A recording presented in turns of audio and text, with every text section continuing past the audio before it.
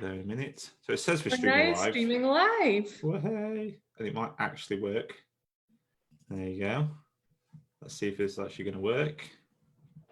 Can we see ourselves on here? It looks like we can. I'm going to try and get this up on our on my iPad just so I can see people. And yes, we're here. Right. Cool. So if anyone can hear us, see us okay, just say hello in the comments. I'm going to open it up on the screen just so I've got it all. Give people a couple of minutes to turn up. People are liking it. Shane's here anyway. Shane's saying hello. Hi, Shane. Always good. Simon's here. Hi, Simon. Give one a couple of minutes. 5 people on now. We're doing well. We're doing well. We're getting there. So it's been a while. It's been about 2 weeks since I think I've done a live inside here, which is quite a long time normally for me, not doing lives inside here. Most of those have been through technical issues, which is not good for someone that's known for tech. But yeah, literally we couldn't get it to stream inside the Facebook group. But we've just found out that apparently it's because a new update's coming through to Facebook to allow some really cool like group chat calls and integrations and things like that was causing some of the issues. So happy days, that's all been sorted, and we can actually be with you today, and we can actually do the kind of webinar live, whatever you want to call it, that was going to do 2 weeks ago with Babs, which was all about the legal side of online trading. And we actually do have Babs with us now, who's a lawyer, and I'll let her tell more about her story and kind of what she specialises in. But I think I'm right in saying the uniqueness with your side is that you actually understand US and UK law. Am I right in saying that? Yeah, so I'm UK qualified, trained in Scotland, what feels like years ago now, but advise on all UK law, but I also am qualified in New York and California. So like that's kind of broad, it's broadly the same amongst a lot of the states. There can be some differences, but they tend to be the kind of biggest in terms of like causing any legal issues, things like that. So I can advise on both. Awesome.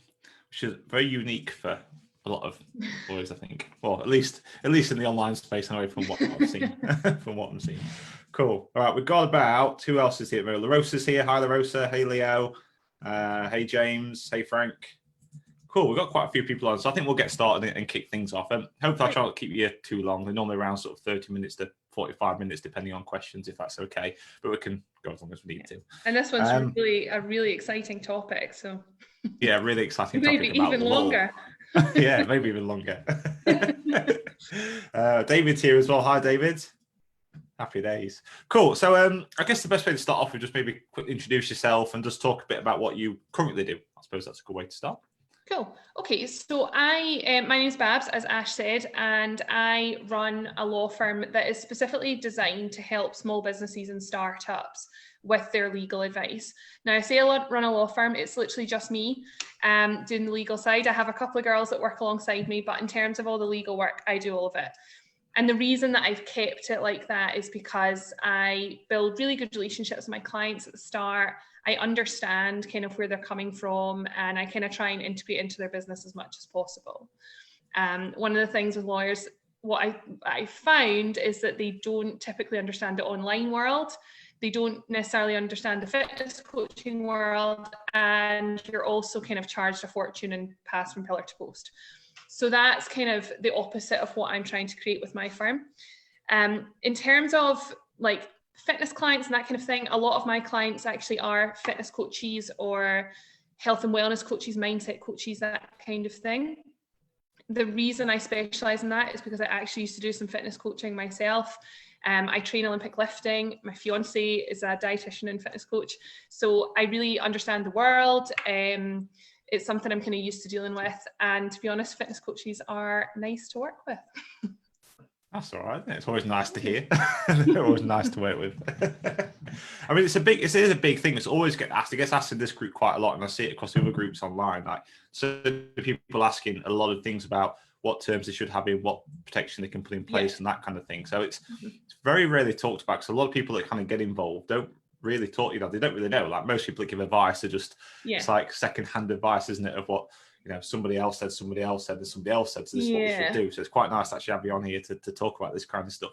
So obviously you mentioned there about your your fitness background and stuff with that, but what's your actual full background? So how did you go from, or quite I'm curious now, is how did you go from fitness into law?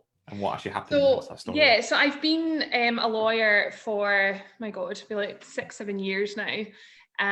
But I came out of full-time legal employment about 2 years ago.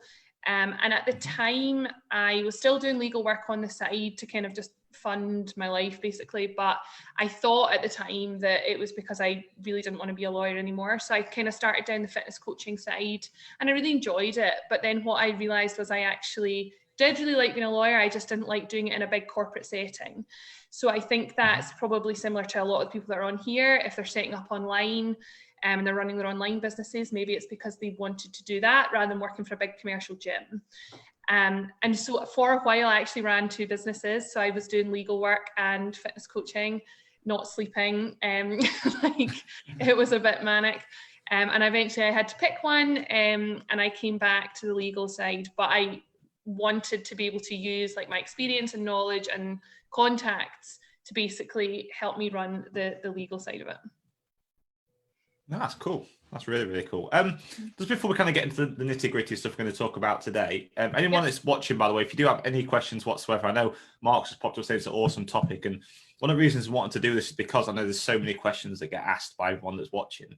So I really will try and take this opportunity now to ask any kind of questions, and obviously some things might not be able to answer, some things might need more details on, but like just ask away, and hopefully Babs can do the best to try and answer, or at least point in the right direction anyway. For you to do so, feel free to just drop it into the comments. I will have it open. I've got it open on here, so I can see the comments as we go through, and I'll try and make some time to go through as many of them as we can. Okay, cool. So I guess the first thing to start off is what do you see as the kind of the biggest issue that you see where most online PTs have from a legal standpoint? What's the biggest thing, like glaringly obvious thing that you see that maybe other people don't, or PTs don't? A few things. Unfortunately, there's not just one issue, but there's not loads, which is also a good thing. No. The first big issue is not having a really good client contract in place. I'm not saying you have to go and spend money on a lawyer to have it. What I'm saying is make sure you understand your contract. Make sure that if you are on a limited budget and you've downloaded like a template document or something like that, that you make sure that you understand what's in it. A lot of these template documents can be written from the perspective of a customer rather than you. They could be written for a New York business when you're based in Ireland. Like you need to make sure you understand what you're signing up to. And if you don't understand what you're signing up to, that's when you need to get a lawyer involved. I've seen many fitness coaches have real issues with refund requests, cancellations, people taking their things like their programming and giving it to their mates, that kind of thing. That can all be dealt with in a client contract. So that would be the first kind of big thing. Make sure you have a really, really good contract in place. It doesn't need to be 30 pages long. It doesn't need to be filled with legal jargon. You just need to be really clear about what you're offering, what you expect back from clients. If you're going to give refunds, when you'll give it, and if you're not going to give refunds, why you're not. That all needs to be really clearly set out. Another big thing that I see fitness coaches do all the time is not realizing that they have to do something with data protection and GDPR. So like GDPR, General Data Protection Regulation, it's all the new data protection rules that came out a couple of years ago. And you like wouldn't believe the amount of fitness coaches that have said to me, oh, I don't need to do anything with that. And like most businesses need to do it. Fitness coaches definitely need to do something about it. You guys are holding not just names and contact details, but weight, height, gender, like lifestyle habits, like exercise history, all of that. It's very personal information. And a lot of the time you might be holding very sensitive personal information, things like if people are following religious diets, that's very sensitive personal information. And you need to make sure, first of all, that you have a privacy policy somewhere that covers that you make sure that that information can't get anywhere else. You're not sending it to other people if you have people working for you, that you've got everything password protected, like on your computer and your phone. And you also, big one that everyone misses is you need to register with the Information Commissioner's Office if you're operating out of the UK. That's a big one.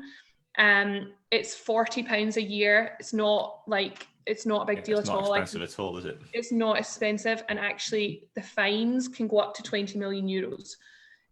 So it's like a big deal to get it wrong. So I mean, I don't know about you, but I'd rather just pay the 40 quid. Yeah, rather than pay the 40 quid. To be honest with you. I can give you the link after, but literally every fitness coach that's inside this group should be registered with the ICO if they're UK. Okay, be cool. Should definitely put the link inside there then in that case. Yeah, I can remember when the GDPR came out, actually. There's a lot of kind of, I don't know, misinformation and stuff going around, and it kind of overcomplicated it. But it's actually, I think it's a lot simpler than what it seems to be, personally. Yes. But yeah, the ICO stuff's a really good idea. For the sake of 40 quid, it's not worth hassling over.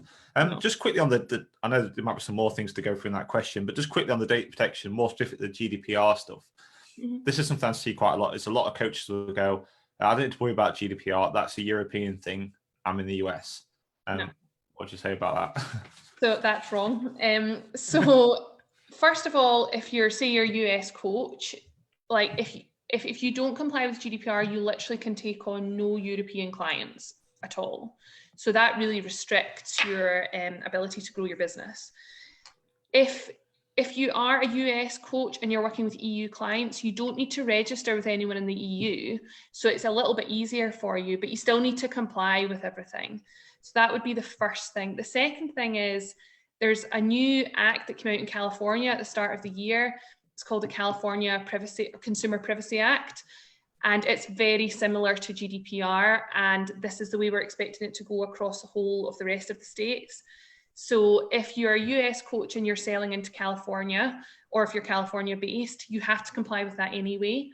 So, and probably it's going to, once everything that's going on right now is dealt with, it's going to continue to move along the rest of the country. So to be honest, you would be as well just complying with GDPR, which is like the gold standard. If it's just you operating your business or you and a couple other people, it's not that difficult. And then you're just going to tick everything off as it comes along anyway. So that would be my advice if you're US based. Cool, awesome. So you mentioned there about the client contract. We mentioned there, obviously that includes a lot of things like your refund requests and things like that. Mentioned about GDPR and data protection. Was there anything else that you thought would be a big issue that you seem to see more? Come up with? Not so much a legal issue, but just make sure you have your insurance in place. There's a lot of coaches out there that don't. You need to have public liability insurance and you need to have professional indemnity insurance. If you have anybody that's working for you, even if they're not technically an employee, you need to have employer's liability. You need all of those because if something goes wrong, well, employer's liability is a legal requirement anyway, but if you don't have the other forms of insurance in place and something goes wrong, you've not got anything to fall back on. You're going to be sued as an individual or as a company, and you've got nothing to tap into. What I would say is that insurance companies aren't really getting up to speed with the online fitness coaching world yet. So do your homework, try and speak to an online broker and just explain your business, and they will be able to kind of take the hassle out of it for you and point you in the right direction for the kind of company that will be able to help. I think from memory, Simply Business is quite good, but don't quote me on that. I think Hiscox might be quite good as well, but just speak to a broker and see the best insurance company for your business. But that's a big one that people forget. Yeah, I think it's so important, the insurance side of it. I mean, I've had other businesses outside of this. Actually, my first main business was an adventure, believe it or not. So we used to take people like rock climbing, kayak, and that kind of thing, which insurance was always quite interesting for. So we used to coach, specialize in young people, but coach them. We used to coach them in those different sports and stuff. And I used to use it for like antisocial behaviour work and that kind of thing. And like the conversation of insurance companies sometimes to make sure you got the right specific insurance, and the details are really important, because if you just, I don't know, I always find sometimes if you just go on and buy something online quickly without really paying attention to what you're asking for, you don't really know if you're covered or not. And I think especially so much of online training, because I can remember when I first started doing online training and I spoke to the insurance company that actually had my other business, who was actually an activity and they covered like just personal trainers and gyms and things like that. And we spoke about online training. Obviously, this was very, very early days of online training. And they even talked about like how, there's certain things you could do, and they were a broker, but there's lots of limitations. Like, for example, they wouldn't let us at first. They wouldn't let us work with US clients. We only can work with That's UK still a clients. big issue. It's still a Yeah. big issue. And it's, I just think it's important to really have a good look around and ask those kind of questions. I mean, if you've got any advice for anybody who wants to work around the world, because obviously many companies do it. I know what a lot of companies do. To be honest with you, a lot of companies just ignore the fact they haven't got the insurance to cover it and still do it anyway. But I know some companies do it around the world. Have you got any advice for that if you want to work with both UK and US clients? Not really, other than like, you have a decision to make. If you have 1 or 2 US clients, you might think it's not, you know, if you're UK based, you have 1 or 2 US clients, you might think it's not a big deal. That's your call. Like, I wouldn't advise that. But if it's going to be an absolute headache to buy, then you might go with that. What I would probably say is, actually, if you've got kind of half and half, or if you're looking to expand in the US from the UK or vice versa, try and find an insurance company or insurance broker in that country. So you might just end up having to pay for 2 sets of insurance. The good thing is that insurance isn't very expensive for online fitness coaching. Like, you should probably be looking at about 20 quid a month. Like, law firm insurance is 580. So like, you guys have got it okay. So if you have to pay like 20 quid to an American insurer and 20 quid to a UK insurer, that's going to cover you off a little bit better. But otherwise, it can be difficult. If you can find somebody who's UK based who does worldwide, that's ideal. I haven't come across many of them at the moment. No, I haven't come across any at all. It's always been at least 2 lots of insurance. That's the way I've always, or the only way I've been able to find a way of doing it. Just have 2 lots of insurance and just let each company know basically what you're doing. And then that's all I've been able to do. Just while we're talking about the insurance side of it, actually, we mentioned there about employees' liability, public liability, and indemnity insurance. Yeah. Obviously, employees' liability comes down to if you employ somebody or not.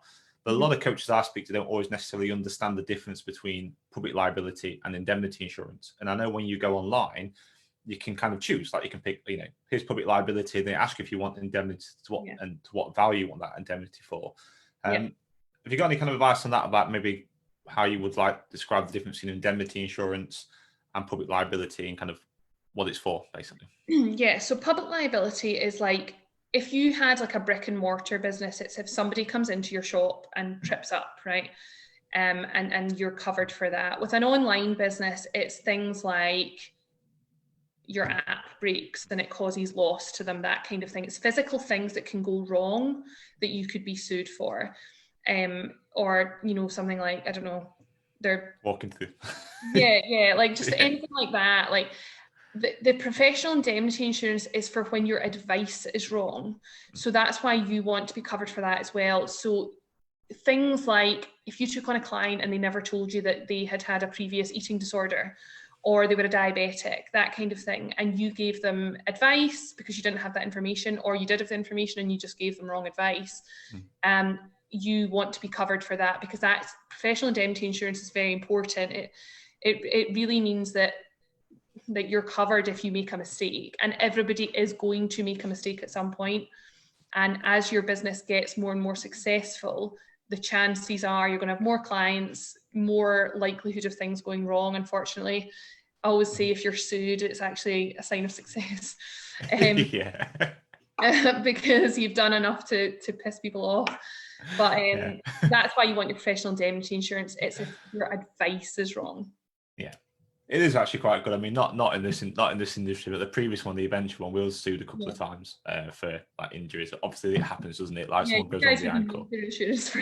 Yeah, we got sued a few times. And to be honest with you, like, it's kind of, like, I remember the first time it happened, it was quite worrying. You think, oh, what's going to go off here? Like, you hear horror stories, but like, our insurance companies were great. Like, they handled it really well. Our loss adjusters were really good. Our lawyers were really good. It was just I think it's worth investing in decent insurance, because even if something does go wrong, if you have a decent company there, like, they just make the experience a bit more nice for you. Yeah, and they have legal teams as well. So it generally, depending on, unless it's something quite obscure, the insurance company's legal team will just deal with whatever the issue is. I'm just going to go through a couple of questions on here actually about that, because I'm talking about the insurance side. Mark Pawson, has asked, How legally safe, in inverted commas, are our waivers when all done online? For example, like if you have like a form in PTD that they write and put together, or they have like a Google form or a Squarespace form or something like that with their documents on that they then sign online or click to say they've done it, how legally safe are they? So I'm assuming it's some sort of disclaimer, like a medical fitness disclaimer. I would guess so. He's saying waiver, so I'm assuming it's waiver. It can correct us if not, Mark, but I'm assuming, yeah, like a medical disclaimer or something like that. Yeah, so with all that stuff, it depends how it's drafted, depends, again, have you lifted it from an American site and you're running a business in the UK or vice versa, and have you covered off all the things that you're meant to cover off. However, assuming it's drafted properly, then they're legally binding and they're legit, and they will like help you out if you're ever sued or if you ever come across an issue, then your client has signed that and you have kind of disclaimed all responsibility. What I would mention is there are certain things in law that you can't like completely remove responsibility for. So it's a bit morbid, but if you give advice and somebody dies, or if you give negligent advice and somebody really has caused very significant personal injury, you can't, no disclaimer is going to get rid of that responsibility, that you can definitely be sued for that. But a waiver disclaimer is very good to have. Just make sure that it's kind of covering everything you need it to cover. Cool, excellent. Yeah, Mark said that stuff. We just got back saying, yes, that's the stuff he was on about. And US based as well, they let us know inside there. Cool. Okay, yeah, so like we've gone for those three major things there. So a good client contract in place, the data protection side of it, GDPR. You mentioned about the link as well for registering, which we can put in there, and obviously the insurance side of it. Just quickly, because I know people ask about it sometimes when it comes to refund requests. Obviously, a lot of this is going to be down to what they put inside their contracts and agreements with their clients. Have you got any kind of advice on that anyway about what to do in like a refund situation? Yeah. So that's going to depend on the country you're in. So I'll start with the US first because it's easiest. In the US, you can do pretty much most things. If you have it in your contract that you don't give refunds, then you don't give refunds. Some states have some particular laws, so I would just do a check of whatever state you're in. But in the US, you guys have it pretty easy.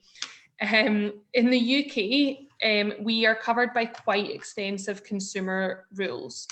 And most of you will be selling to consumers because you're selling to individuals for a purpose that's not business. I've had fitness coaches saying to me that they sell to business customers, and that's just not going to happen. You don't sell to business customers. You guys sell to consumers, which means you have to take into account the consumer rules. Now, the consumer rules are if you sell something to someone, they have a 14-day cooling off period. So they can ask for a refund within 14 days and you have to give it to them. Now, there are distinctions with digital products. So if you ordered an ebook, you can't send that back within 14 days because you've had the full product up front. Same if you like pay a $5 to download an app. Fitness coaching is a little bit of a grey area. The way I treat it in my clients' contracts is I say that a part of the money will be refunded. And basically the way I think of it is like, if you're charging $500 a month, say, I'm just picking numbers out the top of my head, but if you're charging $500 a month to a client, you've given them upfront access to the app, their program, their eating plan, all of this kind of stuff. And all they're waiting for the rest of the month is like 4 weekly check-ins. I would suggest you say, well, that's my intellectual property. That's a lot of work I've done up front. So I will refund you 150 quid because that's what you've not consumed yet, but you have consumed 350 pounds of the product or the service that I've already given you. So I'm not refunding that.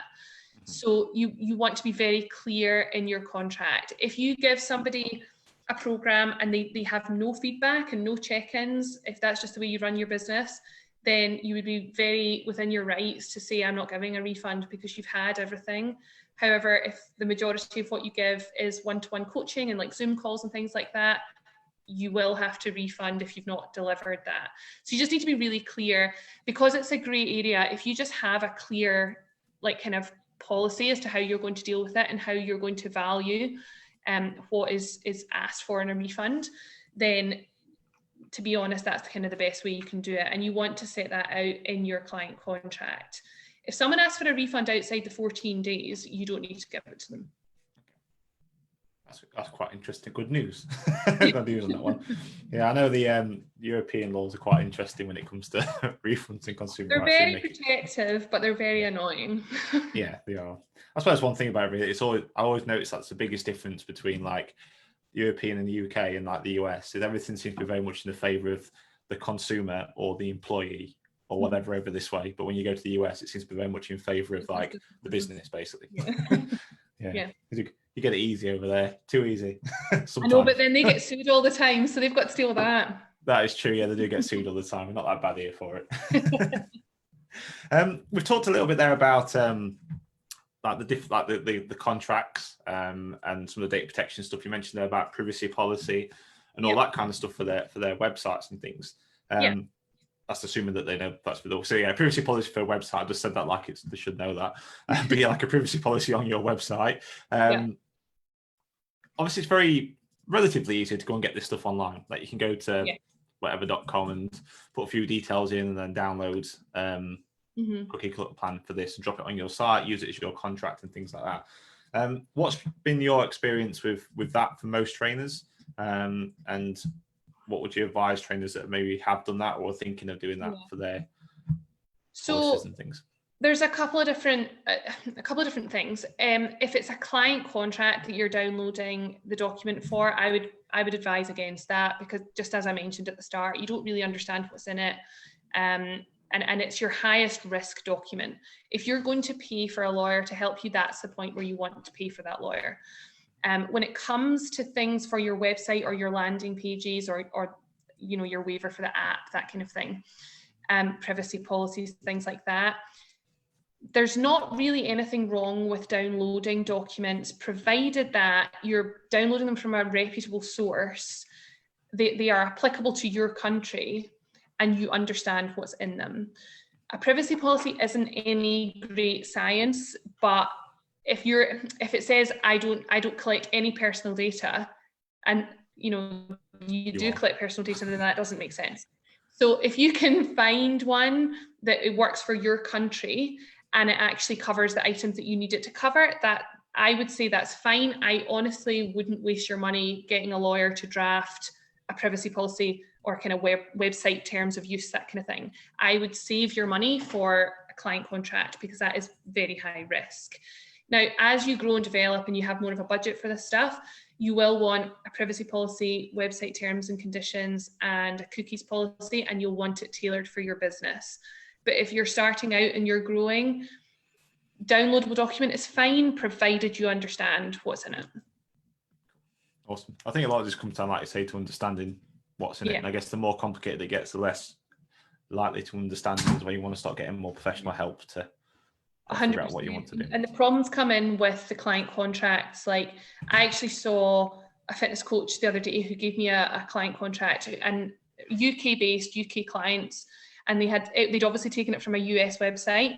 And so it had provisions in there for like putting holds on people's accounts and things like that. You can't do that here. So that would just, the whole contract would just get tossed out.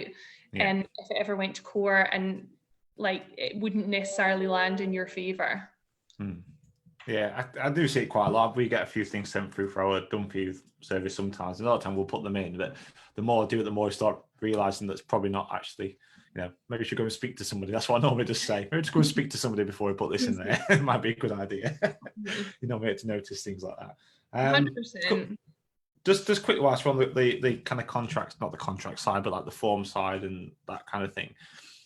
There's some, there's some clients that we've helped set things up for, and there's a lot that you see out there, especially with some of the more high volume online programs. So not necessarily like the high end online coaching, sort of like not $500 a month or whatever type stuff, but more kind of like, £20, $20 type programs, who may not necessarily have things like par queues, informed consents and things like that inside there to collect that information, but they might have some kind of terms and conditions that they tick a box for as they're going for the purchasing thing. So they don't necessarily read it. They're saying they've read it, but they don't necessarily read it. How does that play out if something goes wrong? Because if you're offering the same kind of service, but not really coaching, and you're just giving them all the information, like how does that kind of little tick box translate, is that still legally binding? Is that the same? Yeah. The tick box accept is legally binding, just like if you take your clients on by like email and you send off a terms and conditions document that you've attached and you say, you know, your purchase is subject to these terms and conditions, that's legally binding as well. You don't need a physical signature. Like a lot of the fitness coach clients that I work with use a kind of online signing tool, you know, like DocuSign or something like that, because they like their clients to feel like they're legally bound to something, and so they like them to sign. And actually what that translates into is far fewer refund requests, because people do feel that they're actually bound to something. But if you do just do like a tick box accept, or even just send them the terms and conditions and say that these apply to them, that is all legally binding. Where if you have a lower ticket program, you still want your terms and conditions to obviously make legal sense. Sorry, Alex has just walked in and he's totally. Right. You still want your terms and conditions to make legal sense, and they still have to cover off, you know, things like if the advice is wrong, or if somebody injures themselves, or if something bad happens. But obviously the risk is significantly lower, because it's been made very clear from the beginning that it's not necessarily a tailored program. It could be more of a kind of stock piece of information that they're getting. Oh, that's good. I just know there's somebody, no, not there. They've not actually asked it on here, but I know I got asked this question by a person that's watching the other day, and I was like, I don't know, but I'll find out. And I just remembered when I saw his name on here. Now we found out. Perfect. So yeah, it's still legally binding. Cool. What else we got on here? Just going for some of these questions. Mark again. Actually, we talked about this a bit earlier on. From Mark is asking about what about those consumer data laws that are recently passed in Europe? Don't we all require some kind of process for that? It seems very confusing to me. We actually talked about this a little bit earlier, so I don't know if you might have missed it, Mark. So you can either watch a replay, but in a nutshell, yes, you do have to abide by those laws as well, even though you're in the US. Yeah. I'm not sure if he's referring to something specific, but yeah, I mean, if you're dealing with European clients and you're based in the US, you'll still have to comply with the European consumer rules. Just looking through this. You can probably hear the microwave on, because Alex has just literally come in and making pancakes. Well, hey, say hello to Alex. In case I was wondering, Alex actually uses PTD. He's like hiding. He's probably hiding in the back somewhere. There's a good lad, Alex. We should bring him on here one day and have a chat with him. Cool. Has anybody else got any other questions you want to ask whilst we're on here? I'm trying not to. I always try and keep this to around sort of 30, 45 minutes. And we've been here for like 40 minutes. It's such an exciting topic, Ash. It is. Super exciting topic. I think most people are saying they've really got to work on getting a good contract put together. I think that's most people are about the waivers and the contracts and like the client agreements and stuff. What most people seem to be worried about. A little bit about insurance, but I think we've covered that pretty well on there. We just asked them, where can people actually get help with this? So do you want to talk a bit about kind of what you do now and how you could help fitness coaches and stuff, and what things are available for them? Yeah, sorry, 2 seconds. That's all right. Sorry. Remote working. I don't know why my mum's just turned up. I started watching. I didn't even know she was in this group. Literally, I didn't even know she was in this group. So, hi, Mum. Hi, Ash's mum. In terms of what I offer, so I offer different kinds of like services depending on the business. For fitness coaches, typically what they'll need help with is their client contract. And that is typically where I see the value. I normally don't really quote for things like privacy policies, cookies policies, like I mentioned, because most of the time fitness coaches are on a budget. They need to put their money into the things that make the most sense and that are the highest risk. So I can help fitness coaches get their client contracts in place. That's kind of the most important thing. I work fully online, and I actually have a Facebook group called Ask Your Lawyer. So you can anybody in here can feel free to kind of request to come into that. And it's a fully free group, and I put up kind of trainings every day and answer questions. There's about 130 members in there at the moment. And it's people just kind of batting about ideas, asking questions. You've got other business owners in there of lots of different types of businesses. So if there are things that you're unsure about, I will answer them, or other business owners will answer them. Or you can also just find me on Facebook and send me a message. Fair enough. If we we'll get the link, if that's cool, and I'd like to put the link for the Ask the Lawyer group into the comments, into the post. We'll pop that in for anyone that's interested. I think that'd be really useful for them. So if anybody does want to reach out, obviously either through the Facebook group or just drop you a message through Facebook, if that's cool with them all. I'm also in this group, so you can tag me in here if you want. Awesome, cool. And if anyone's got any questions watching back on this, are they okay just to comment and ask away as they go through? Because obviously this will get replayed. Obviously Bab's inside this group anyway, so she's always around. We'll be tagging her into things. Cool. Anybody else got any questions before we go?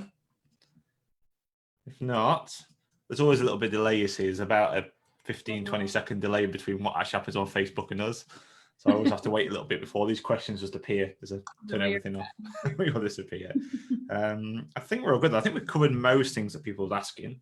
I don't think I missed any questions out there. No, everyone's just happy. Pete Simon says, good call. Mark says, hi, my mum, randomly. Cool, awesome, happy day. So what we'll do, guys, is we'll put the link for Ask the Lawyer into the comments, but also above as well, so you can find it all. Any questions at all, if you're watching this back on replay, let's just drop them into the comments, and we go from there. Oh, there's a question that's come up here. Could you touch on claims in copy? Claims in copy. Oh, yeah. Have you got time for one more question? Good. So Dave's asked, if you was to write copies, I'm guessing you mean sales copy on his website or something like that, and you make certain claims, I'm guessing it could be copy and ads as well. If you make certain claims, are you like legally bounded to those claims, or how does that work? Like, can somebody, I'm guessing it means, can somebody come back at you for those claims inside there? And what could you do about that? Yeah, you have responsibilities under advertising rules, whether that is in the States or the UK. Actually, you can't make any false or like misleading claims. You certainly don't want to go about guaranteeing things, like guaranteeing weight loss results or guaranteeing an outcome of a program. What I would make sure is, if you are putting together copy for your website, that in those website terms, conditions that I mentioned, that you have a disclaimer like in there that says something along the lines of, these are the results achieved by 80% of my clients, but they're not guaranteed, and you know what you put in is what you get out, kind of thing. And you want similar wording in your client contract as well. But yeah, just make sure you're not putting anything in your copy that you wouldn't want to stand by in a court. That's the way I think of it. So it's a good way of putting it. You're going to stand in a court and you've got to back it up. As long as you can do that, I guess it's okay. Cool. Dave says thank you. So that's how we answered this question. Stephen says, great information, guys. Thank you. Awesome. Happy day. So I think that's all the questions. So again, I appreciate you coming on, taking the time today to come chat with us all and share all that information with us. It's been really useful, really informative as well. Like, it's a lot of stuff we don't cover in here very often. And it's just nice to actually have a different thing to talk about. And I find it quite interesting. I know you reckon it's boring, but I find it quite an interesting topic. I do find, I'm a bit strange though, but yeah, I do find it interesting. Cool. So what I'll do is I'll pop the link in the comments for anyone that's interested in checking out the Ask the Lawyer group, and also put it in the above in the post. And if you need to get in touch with Babs, again, just ask your questions away in the comments down here. And also, if you want to drop a message on Facebook or tag with any questions, I'm sure she'll be happy to try and help and help you out and put stuff together. Awesome. Well, thank you very much. And hopefully we'll have another live next week. I have no idea who it's going to be with, but it'll be with somebody. And yeah, we'll see you all very soon. Cheers, everybody. Thanks, Babs.